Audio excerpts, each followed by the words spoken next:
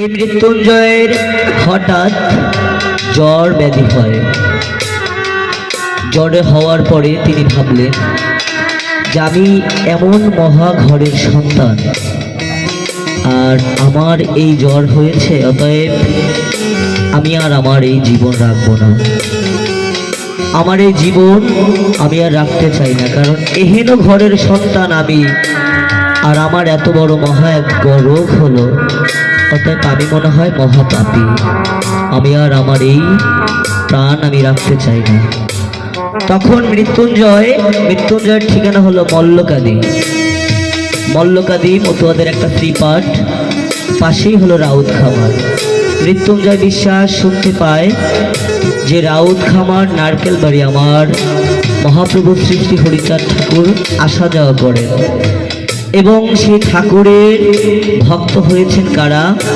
হীরামন পাগল, নারকেল বাড়ির দশরথ, মহানন্দ, গোলক পাগল, বদন ইত্যাদি ইত্যাদি। তখন বলল যে এরা ভক্ত হয়েছে আমার মহাপ্রভুর, আর আমি তো এদের সম্পর্কে ভালো জানিও না, অতএব আমি ভালোভাবে একটু জেনে শুনতে পেয়েছি যে আমার ওরাকান্দিতে স্বয়ং অবতার আবির্ভূত হয়েছেন। অতএব আমি যেহেতু আমার প্রাণ ত্যাজিব, আমি ইচ্ছা পোষণ করেছি, অতএব আমার এই জীবন ত্যাগ করার আগে আমি একবার হলেও সেই ঠাকুরকে দর্শন করতে চাই। এই কথা ভেবে মৃত্যুঞ্জয় বিশ্বাস বাজার থেকে শ্রীধাম ওরাকান্দি যাওয়ার পথে বাজার থেকে গোপনে পানীয়ের দোকান থেকে বিষ কিনে কাপড়ের খোঁতে বেঁধে নেয়। তখন শ্রীধাম ওরাকান্দি গিয়ে উপনীত হলো, ঠাকুর বসা আছে, ঠাকুরের পানে এক দৃষ্টি চেয়ে রইল। তখন আমার মহাপ্রভু বলল, মৃত্যুঞ্জয় এলি শ্রীধাম ওরাকান্দি পরিধান কাপড়েতে কি আনিলি বান্ধি। তখন ঠাকুর টান দিয়ে সে কাপড় থেকে বিষ খসায়ে নিজে পান করলো।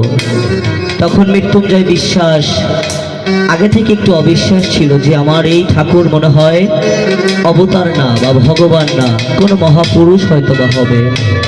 তখন মৃত্যুঞ্জয় যখন দেখলো যে আমি গোপনে কাপড়ে বেঁধে আমি বিষ এনেছি, কিন্তু ঠাকুর আমার কিভাবে জানলো, তাহলে হয়তোবা ইনি আসলেই অন্তর্যামী হরিচাঁদ বা অন্তর্যামী প্রভু জগন্নাথ।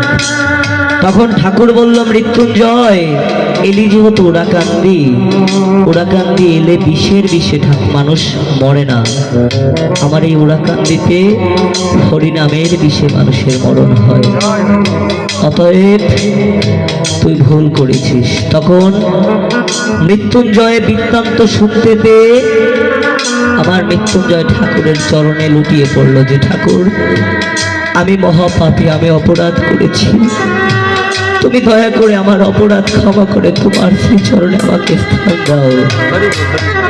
তখন আমার মৃত্যুঞ্জয় বুঝতে পেরে ঠাকুরের চরণে লুটিয়ে পড়ল।